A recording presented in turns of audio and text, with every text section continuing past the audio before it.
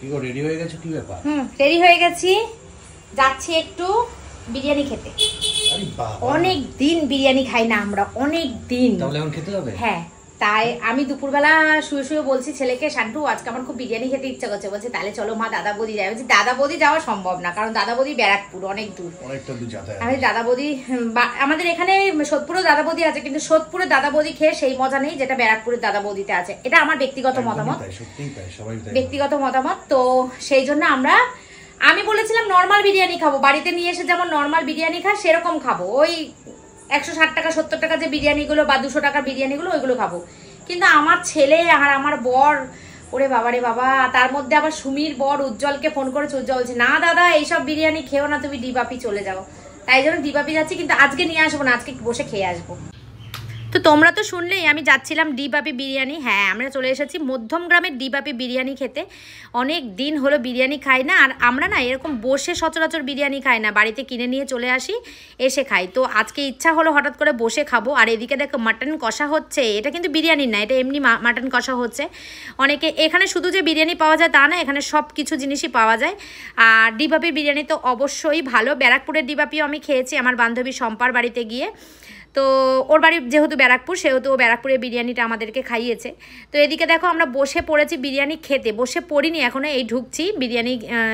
এত বিরিয়ানির গন্ধে আমি খেতে পারিনি। এর থেকে বাড়িতে বসে মনে হয় আমি অনেক বেশি খেতে পারি। 1 প্লেট বিরিয়ানি আমি খেতে পারিনি। আর তার থেকেও বড় কথা হচ্ছে এত সন্ধ্যাবেলা, মানে তখন কটা বাজে, 8টা 10-15 কি 8:30 বেশি বেশি হলে।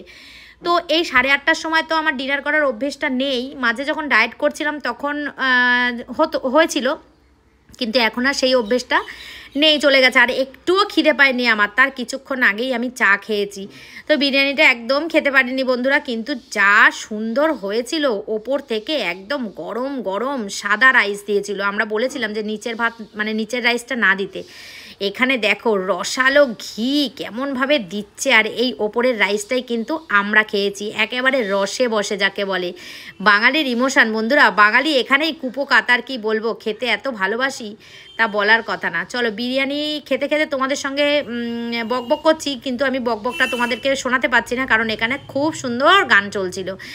এত সুন্দর একটা অ্যাম্বিয়েন্স, বাইরে বৃষ্টি পড়ছে, ভেতরে গান চলছে, সাথে প্রিয় মানুষ, স্বামী সন্তান, আর সাথে আছে আরও প্রিয় জিনিস, সেটা হচ্ছে গরম গরম মাটন বিরিয়ানি, তাও আবার যদি সেটা হয় ডিবাপি, কোনো কথাই হবে না। ও বিরিয়ানির অপেক্ষায় নাকি?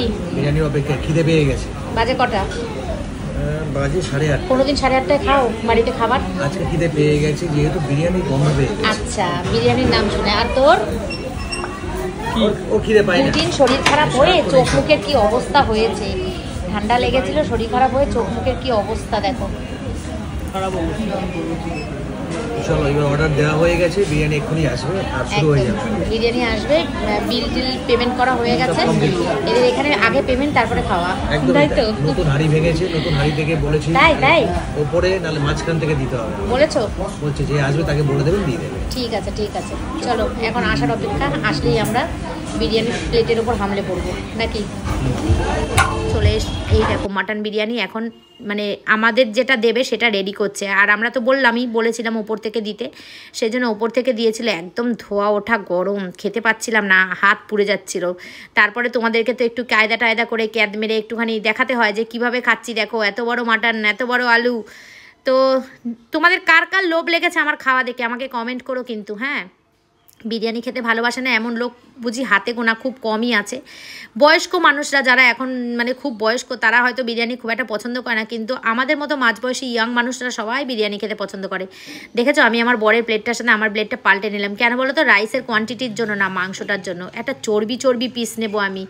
আর এখানে দেখো দিয়ে দিয়েছে স্যালাডের মধ্যে ওরা একটা চাটনি দিয়ে দেয়, চাটনিটা খুব ভালো খেতে, খুব ভালো খেতে। দেখো খুব ভালো হয়েছে বিরিয়ানিটা, আর মাংসের পিসটাও খুব ভালো ছিল। আর একটা জিনিস, এখানে মাংসের পিস তুমি হাত না দিয়ে যদি বলো চেঞ্জ করে দিতে, ওরা কিন্তু চেঞ্জ করে দেয়, কিন্তু আমরা চেঞ্জ আর করিনি।